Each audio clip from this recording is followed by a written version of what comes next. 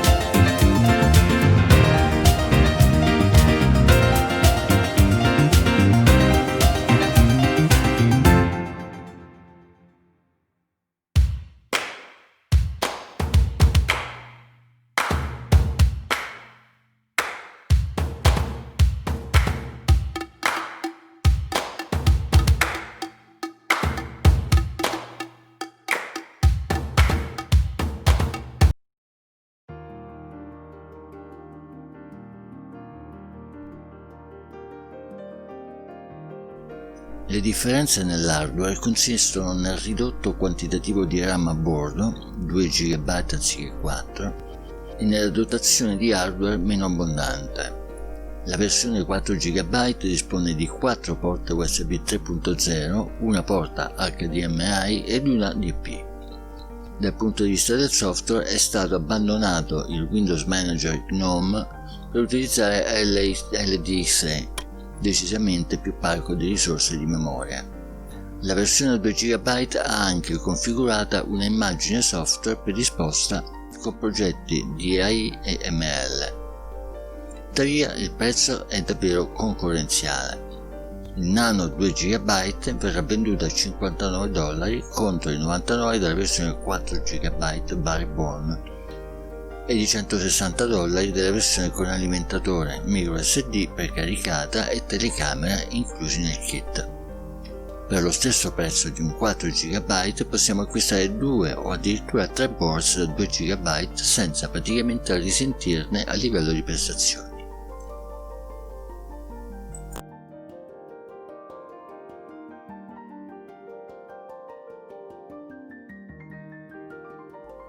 Vediamo di seguito la differenza nelle porte USB e HDMI nella versione a 2 GB. Anche il plug di alimentazione è stato sostituito con una presa USB. Infine, è presente un solo collegamento per la telecamera CSI 2 anziché i 2 presenti nel modello a 4 GB.